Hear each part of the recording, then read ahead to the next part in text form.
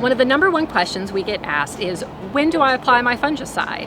I'm Amber, and today I'm going to talk to you on how to prevent those diseases, give you a healthy lawn all year long, and hopefully help you save time and money in the process. What you want to do is, no matter what's going on in your yard or what may be causing the disease, you want to get ahead of it. Normally this is going to be in the spring. You want to put a preventative fungicide down and make sure that you're getting ahead of it so you don't have to worry about spending time treating the lawn and doing damage control later on. Some diseases, however, will start forming in the fall, so spring and fall applications may be needed for the particular disease that you have. While this will vary from region to region across the country, there are a couple of factors that you can keep in mind to help narrow down that window for you. The temperature, as it increases, is going to allow for excess moisture to collect in the air. This is going to create higher humidity levels, and combined, they're going to create a prime environment for disease to thrive. When your air temperatures and humidity levels make a combined of 160 degrees, this is going to be the planet aligning moment for all the disease to thrive in your yard. Make sure that you're paying attention to soil and air temperatures as we ease into spring, and make sure you're getting those preventative fungicide applications down in plenty of time. Now, let's dive into how to treat your yard. When applying fungicides, you want to do it fast and you want to make sure you're rotating your chemistry. Rotating between active ingredients, much like with herbicides, can play a big portion in getting the control that you're looking for. Certain diseases, just like colds or anything else, can build up resistance and immunities to anything that you might use against it.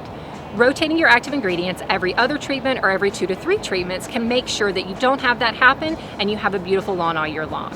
While we're talking about rotations of fungicides, let's address one thing that you'll see on a lot of your fungicide product labels. This is going to be a number that corresponds to the fungicide group and classification, or the mode of action that that ingredient can provide to the disease that is in your lawn. The FRAC code, or the Fungicide Resistant Action Committee, is what is created to make sure that you are doing your proper rotations and not having any disease resistance issues in your lawn. For instance, if you start out with a group 3 fungicide and you do 2 applications with it, you would want to rotate on your 3rd treatment to, say, a group 11 or a group 1, depending on what the disease calls for and the product label at hand.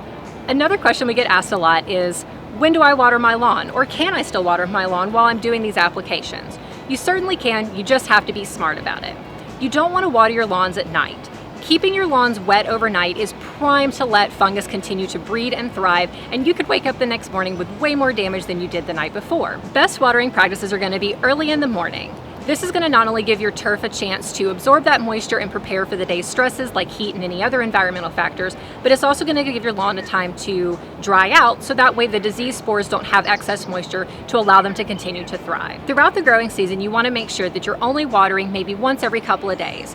Daily watering is not going to be needed unless you may be doing a reseed application at the same time, in which case you would want to talk to us and let us know about any lawn renovations you're doing so that we can accommodate and make a treatment and schedule proper for your specific needs. Now, if you're one of the lucky ones, or maybe not so lucky, you already know what disease you have because it popped up in your lawn last year.